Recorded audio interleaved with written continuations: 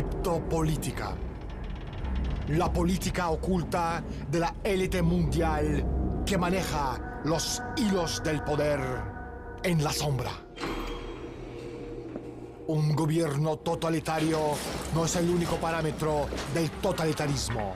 El terror psicológico no es la esencia, sino el signo de puntuación de lo que significa el poder.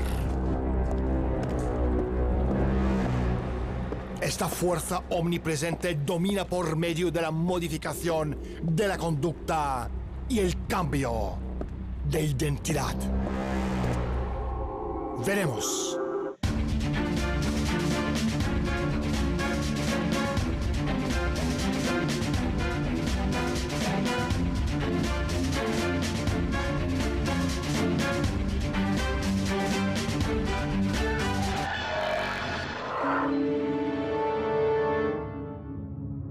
Hoy, en Desde la Sombra.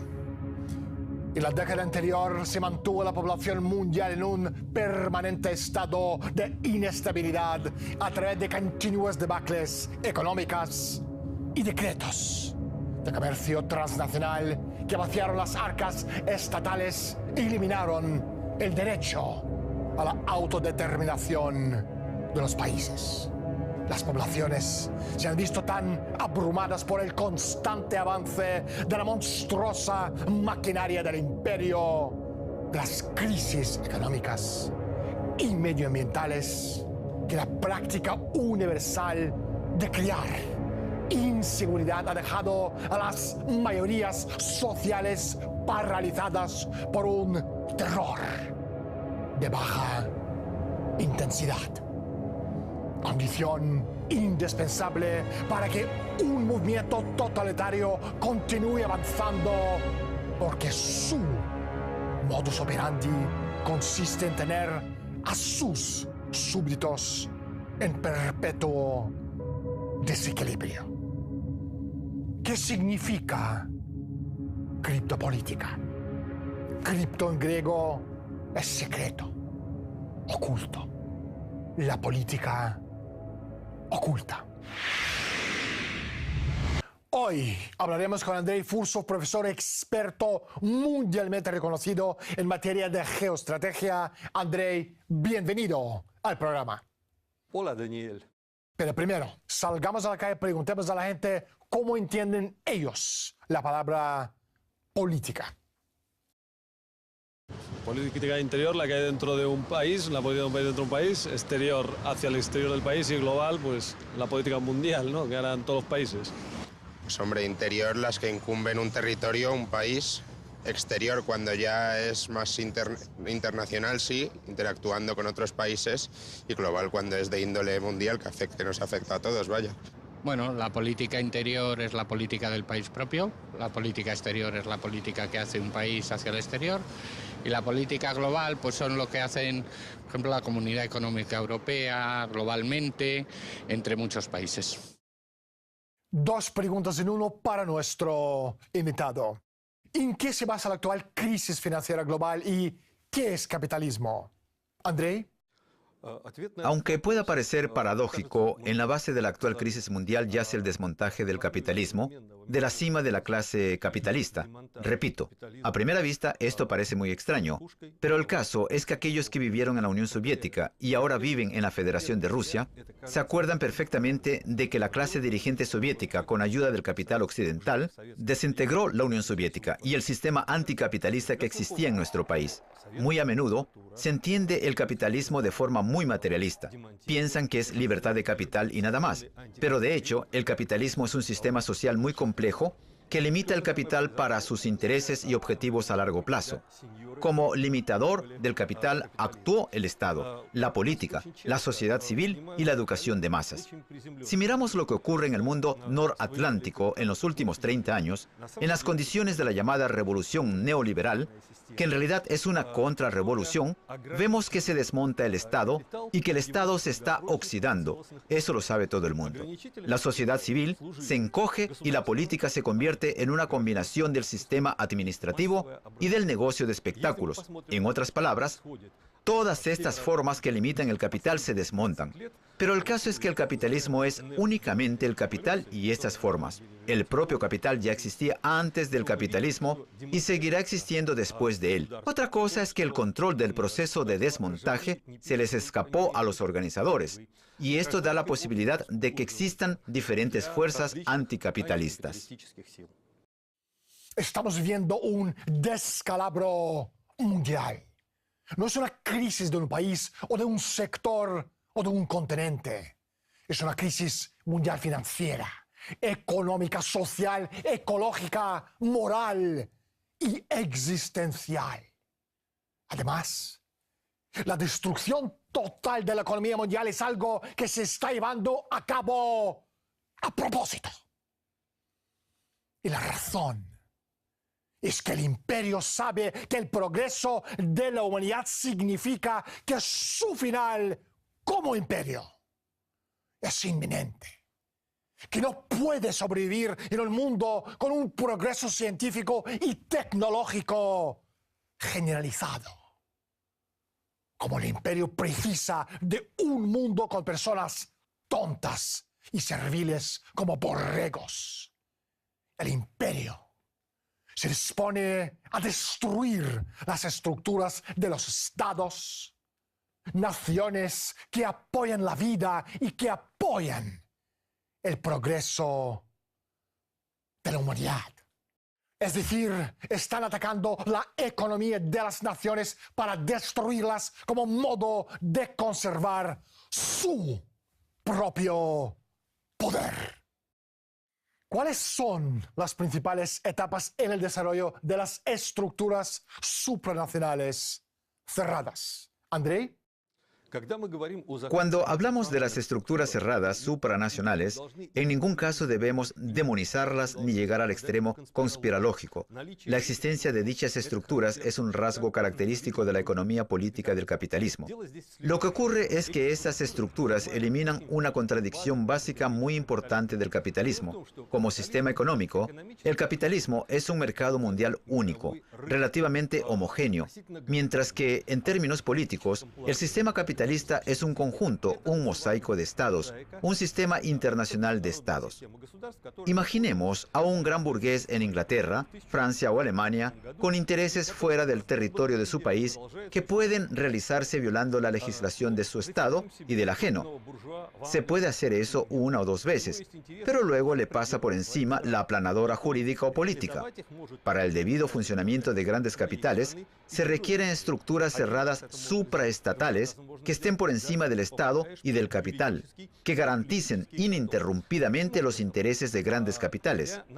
Así, el sistema capitalista es un triángulo: el capital, el Estado y las estructuras cerradas supranacionales de administración y coordinación mundial. Cuando surgió el capitalismo, la burguesía carecía de semejantes estructuras y se las arregló con lo que tenía a mano. Y lo que tenía a mano eran las organizaciones masónicas. La masonería ya existía en el siglo XVII.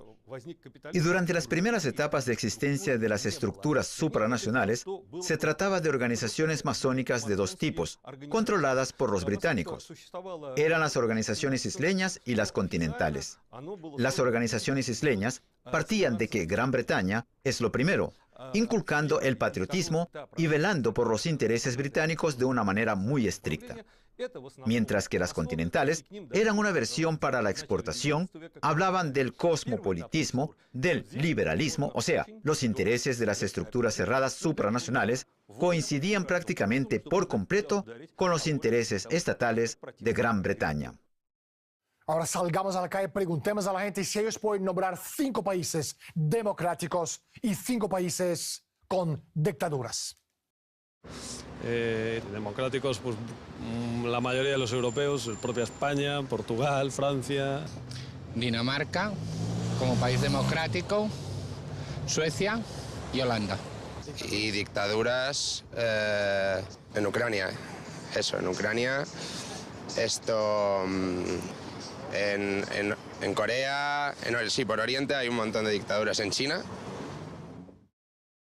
Estamos hablando del periodo de los años 60 a los años 70 como punto de inflexión en el desarrollo del mundo moderno. ¿Qué quiere decir eso?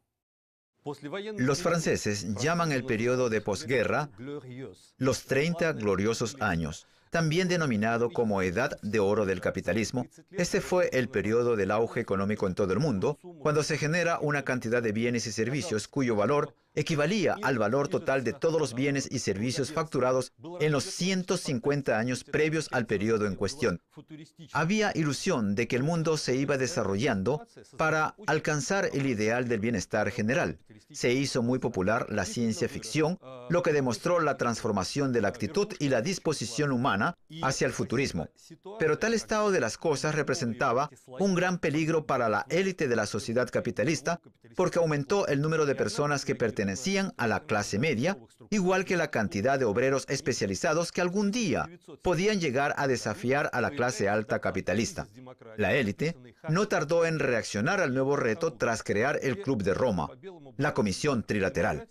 En 1975 se publica un informe que se llama La crisis de la democracia, cuyos autores son Huntington, Crozier y Batanuque. El informe dice sin faltar punto ni coma que la democracia en sí no representa valor, sino que es una herramienta que sirve para provocar apatía en la sociedad. En aquel momento, la élite del capitalismo internacional se dio cuenta de que si la tendencia del desarrollo del capitalismo seguía igual como en los últimos 150 años, al final la podría privar de su poder y de sus privilegios. Entonces, se planteó el objetivo de parar el progreso técnico-científico. Con este fin, se puso en funcionamiento el programa al que yo llamo 3D: desindustrialización, despoblación y desracionalización de la conciencia y del comportamiento. ¿Para qué sirve la desindustrialización? Se lleva toda la producción a países del tercer mundo para sacar márgenes más elevados, al pagar lo mínimo a los obreros. Pero lo que realmente tenía importancia era la razón geopolítica. Al desindustrializar el núcleo del sistema capitalista, lo que se hace es debilitar la posición socioeconómica de la clase obrera y de la clase media, del Estado y del bienestar en general. Andrei, un momento, por favor. Aquí tengo que recurrir al clásico del marxismo, Friedrich Engels, que en 1844 decía lo siguiente: la economía política nació como resultado natural de la expansión del comercio. Y con su aparición, el trueque elemental y poco científico fue reemplazado por un sistema complejo de fraude autorizado, una verdadera ciencia del enriquecimiento. Aparte de debilitar a la clase obrera, las principales instituciones internacionales están fomentando una política de retroceso tecnológico y una reducción de varias miles de millones de personas de la población mundial. Pero, ¿por qué? Porque el nivel del desarrollo y del progreso tecnológico es directamente proporcional a la densidad de la población. Para que ellos sobrevivan en una época en que se están agotando los recursos naturales del planeta, la mayoría de nosotros tiene que morir. Pero, ¿cómo se destruye la demanda? A través de la desintegración controlada de la economía mundial. Y para llevar a cabo esta desintegración sería necesario que las fuerzas externas provocaran sacudidas, crisis de petróleo, reducción de crédito, sacudidas de los tipos de interés, lo que llevaría a la economía mundial a un crecimiento cero y más adelante a un crecimiento negativo. Al mismo tiempo, seguir con el establecimiento del mercado al contado de petróleo, la creación de los mercados de eurobonos, los mercados de derivados, la expansión del aparato bancario en paraísos fiscales, así como el blanqueo de enormes cantidades de dinero procedentes del narcotráfico por medio de algunas de las corporaciones bancarias más importantes del mundo. Ahora volvemos a nuestro invitado. Andrei, sigue, por favor.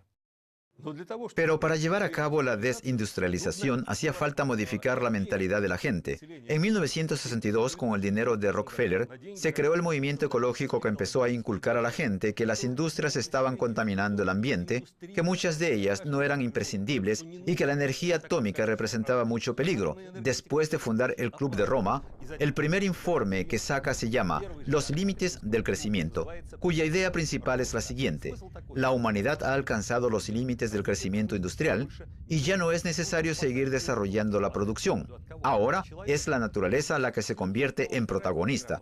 Tenemos que salvarla del ser humano. Y es entonces cuando se pone en marcha el programa de despoblación. En el año 1974, Henry Kissinger emitió el memorándum secreto que se llama Peligros del crecimiento de la población mundial, y a partir de los años 90 del siglo XX, el programa de despoblación de la Tierra forma parte de los programas de la ONU, lo que contrasta fuertemente con las ideas que había en los años 40.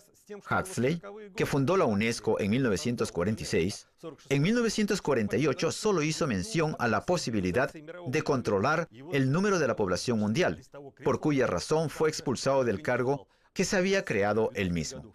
Y desde fines de los años 90 del siglo XX, la élite internacional ya no tiene que disimular sus intenciones de reducir la población.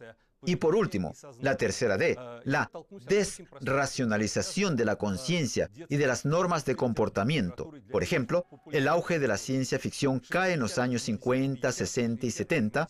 En los años 80, lo sustituye el género que se llama fantasía. ¿Qué es fantasía?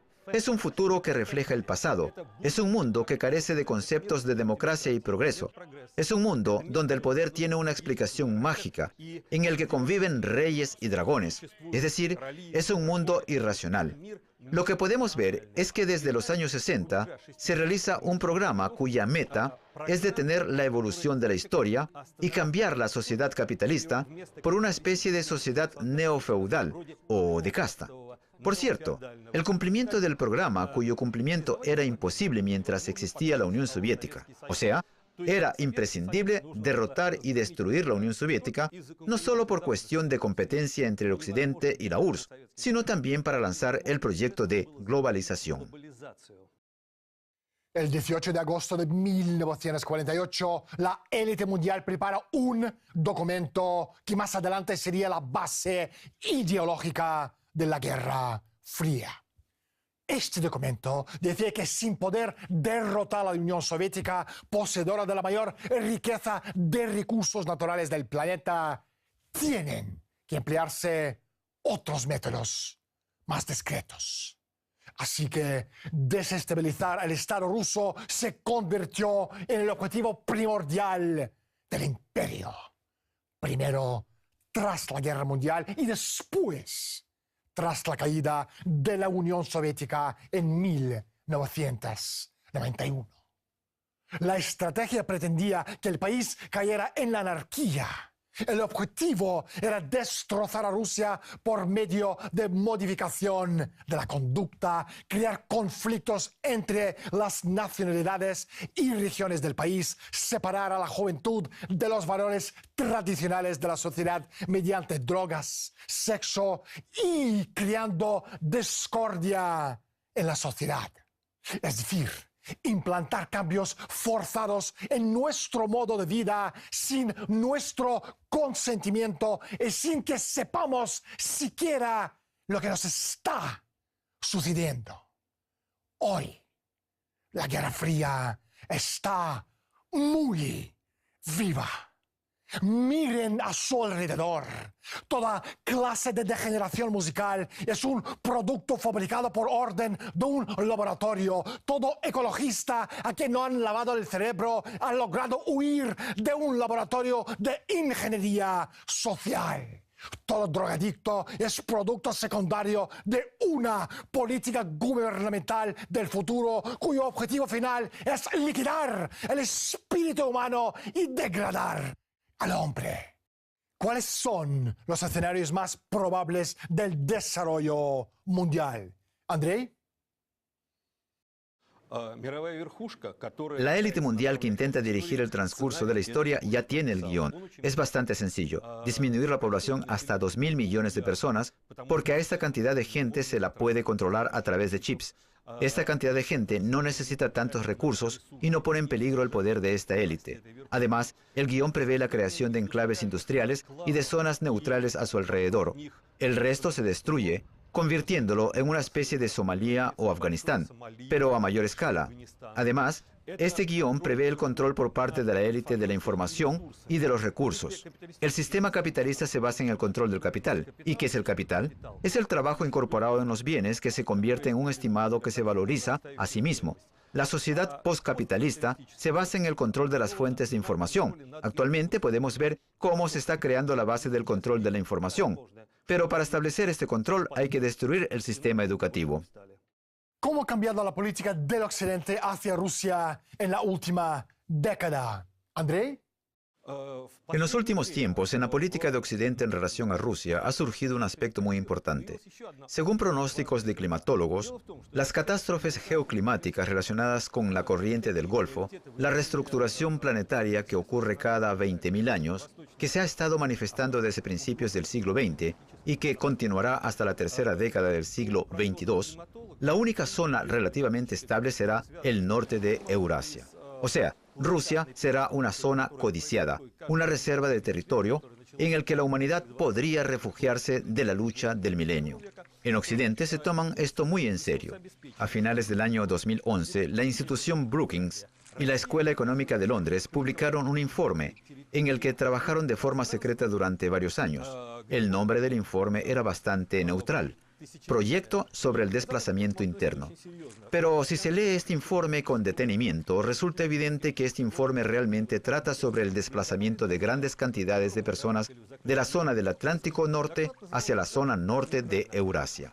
La institución Brookings es una institución muy concreta. Para la Primera Guerra Mundial, se encargaron de movilizar a la población, de fijar precios a bienes agrícolas que se consideraban esenciales. Estas son personas muy prácticas, no pierden el tiempo con trabajos teóricos. Si para el año 2011 ese reporte ya estaba listo, entonces resulta evidente que se está preparando seriamente para la vida post-catástrofe. Tatiana Karyagina, una de las más famosas economistas rusas, dijo lo siguiente: la historia de la civilización conocida es simplemente la punta de iceberg. Hay una economía en las sombras, una política en las sombras y también una historia en las sombras conocida por los conspirólogos. Son las fuerzas ocultas que actúan en el mundo, imposibles de detener incluso para los países y continentes más poderosos. Como sociedad, ¿qué podemos hacer? ¿Andrei? Resulta muy difícil hacer pronósticos, pero espero que en un futuro estos grupos de influencia se devoren entre ellos. Actualmente se escribe mucho sobre el enfrentamiento entre los Cluster, los Rothschild y los Rockefeller. Es difícil confirmarlo. Probablemente sea cierto. Para poder saber más detalles, se necesita la información de los infiltrados. Sin embargo, lo que sí está claro es que se lleva a cabo una guerra entre los nuevos ricos y los viejos ricos. Por ejemplo, en el informe de Steny Morgan del 2012 se habla de la necesidad de acabar con la existencia del chupasangre del sector financiero y petrolero que ganaron sus fortunas en los últimos 10 o 13 años. La manera más eficaz de romper la hegemonía del poder es a través de una sociedad justa y bien educada, y llevando el potencial cognitivo de cada persona hasta un estándar de calidad como ciudadano. Pero no tenemos este sistema en marcha porque el imperio había impuesto en todos los países del mundo un sistema educativo basado en el resultado.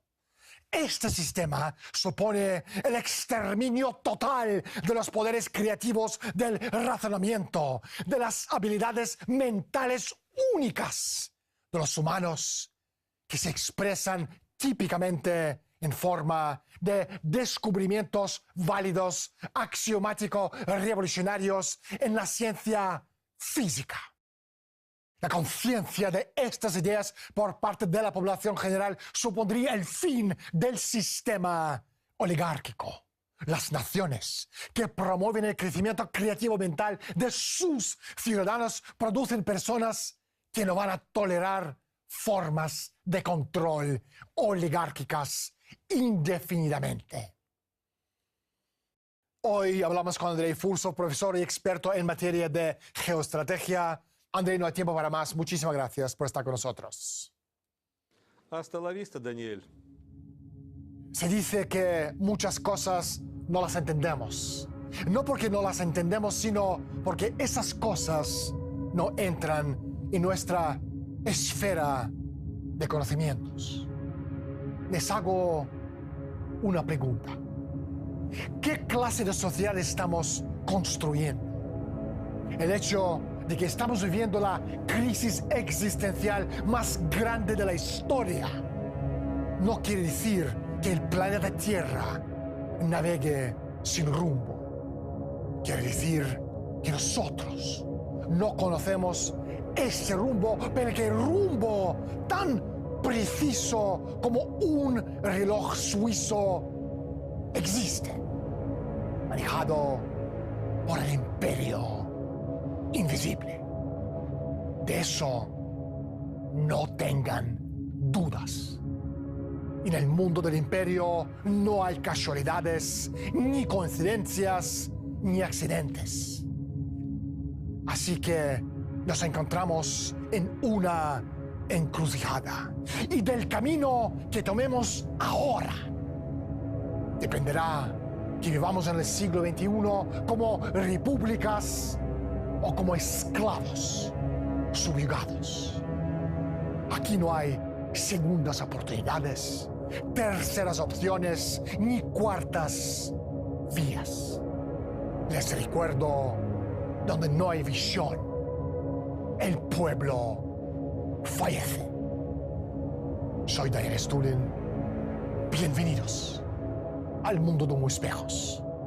Gracias por estar con nosotros y hasta la semana próxima.